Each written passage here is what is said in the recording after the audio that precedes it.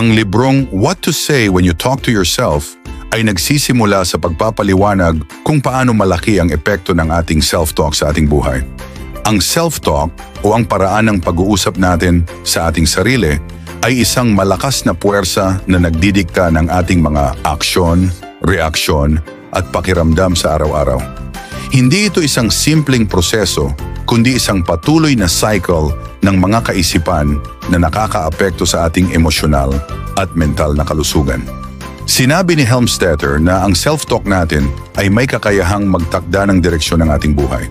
Kung palagi nating inuugali na hindi tayo magaling o wala tayong kakayahan, mas mababa ang ating kumpiyansa at maaring magdulot ito ng kabiguan. Ngunit kapag tayo ay nagsasabi ng positibong bagay sa ating sarili, ito ay may kakayahang mag-udyok sa atin na kumilos ng mas mahusay at mas matagumpay. Ang prinsipyo ng self-talk ay hindi lamang nakabatay sa mga iniisip natin, kundi pati na rin sa ating mga aksyon. Ayon kay Helmstetter, ang ating mga kaisipan ay may direktang impluwensya sa ating mga desisyon at pang-araw-araw na kilos. Halimbawa, kapag iniisip natin na hindi tayo karapat-dapat o hindi tayo magtatagumpay, kadalasan ay hindi natin na itataguyod ang ating mga layunin dahil ang ating mga aksyon ay nababahala ng ating mga negatibong pananaw. Kapag positibo ang ating self-talk, nagiging mas determinado tayo. Kung naniniwala tayo na magtatagumpay tayo at paulit-ulit na pinapalakas natin ang ating mga kaisipan ng tagumpay, magiging mas bukas tayo sa mga oportunidad at mas may lakas upang harapin ang mga pagsubok. Isa sa mga pangunahing tema sa libro ay ang konsepto ng reprogramming ng ating isipan. Ang ating utak ay tulad ng isang computer na patuloy na tumatanggap at nag-iimbak ng mga impormasyon. Ang mga negatibong kaisipan o self-talk na natutunan natin mula sa ating kapaligiran at mga karanasan ay nagiging mga programs na nagpapatuloy sa ating isipan kahit na hindi na ito makatarungan o akma sa kasalukuyan. Sa pamamagitan ng intentional na pagbabago ng ating mga iniisip, maaari nating baguhin ang ating mga mental programs. Ipinakikita ng libro na ang isang tao ay may kakayahang baguhin ang kanyang mga limitasyon at paniniwala.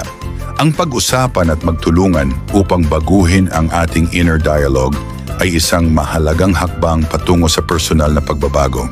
Halimbawa, ang patuloy na pagpapalakas ng mga positibong affirmations ay makakatulong upang ma-reset ang ating mindset at magdulot ng mga positibong kaisipan na may makatawid na epekto sa ating mga desisyon at aksyon.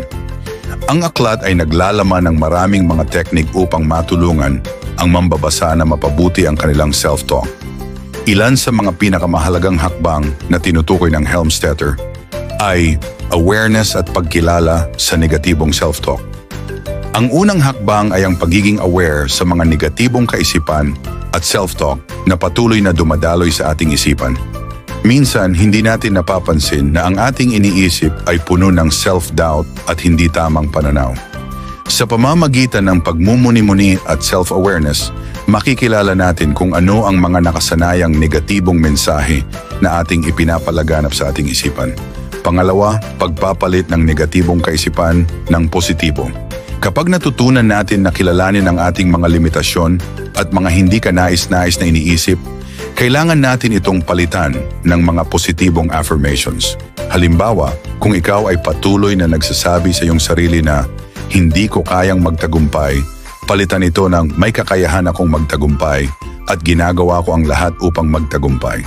Ang pagpapalit ng mga kaisipan ay isang mahalagang hakbang upang baguhin ang ating mindset at perception sa ating sarili. Pangatlo, paggamit ng affirmations.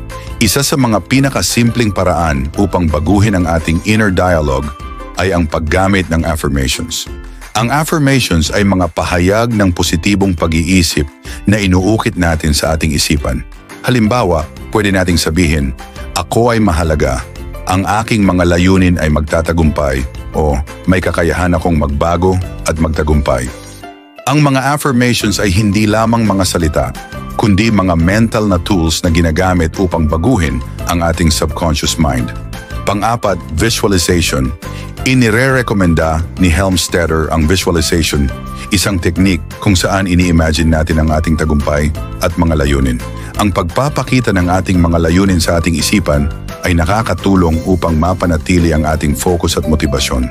Kapag ang isang tao ay nakikita ang kanyang sarili na nagtatagumpay sa mga aspeto ng buhay, mas magiging bukas siya sa mga oportunidad at mas motivated siya upang magpatuloy. Ayon kay Helmstetter, ang pagbabago ng self-talk ay may direktang epekto sa ating buhay at sa ating pagganap. Kapag ang ating self-talk ay puno ng positibong mensahe, magbubukas ito ng mas maraming posibilidad at opportunity sa ating buhay. Ang ating pagtingin sa ating sarili ay mas magiging positibo at ang ating kumpiyansa ay tataas. Magiging mas maligaya tayo sa ating trabaho, relasyon at personal na buhay dahil ang ating inner dialogue ay nagpapakita ng positibong pananaw. Ang isang taong patuloy na nagtatrabaho sa pagpapabuti ng kanyang self-talk ay magiging mas resilient at may kakayahang harapin ang mga pagsubok. Halimbawa, kung mayroon tayong mga setbacks, hindi tayo magbibigay up agad dahil alam natin na ang mga pagsubok ay pagkakataon para sa ating paglago at hindi tayo tinatalo ng mga ito. Isa sa mga mahalagang mensahe sa libro ay ang pagiging bukas sa patuloy na pagbabago. Hindi natatapos ang proseso ng pagbabago ng self-talk. Ito ay isang patuloy na pagsasanay. Ayon kay Helmstetter, ang self-talk ay hindi isang mabilis na pagbabago na mangyayari isang beses lamang, kundi isang proseso ng tuloy-tuloy na pag-iisip at pagsasanay upang magpatuloy sa pagpapabuti ng ating mindset. Sa kabuuan, ang what to say when you talk to yourself ay isang napakahalagang gabay para sa sinumang nagnanais na baguhin ang kanilang buhay at makamit ang kanilang mga layunin. Ang self-talk ay isang makapangyarihang kasangkapan na maaaring magdulot ng malalaking pagbabago sa ating pananaw, sa buhay, sa ating kakayahan at sa ating tagumpay. Sa pamamagitan ng tamang mindset, positibong affirmations at konsistenteng pagsasanay, maaari nating baguhin ang ating buhay at makamit ang mga bagay na noon ay tila imposible.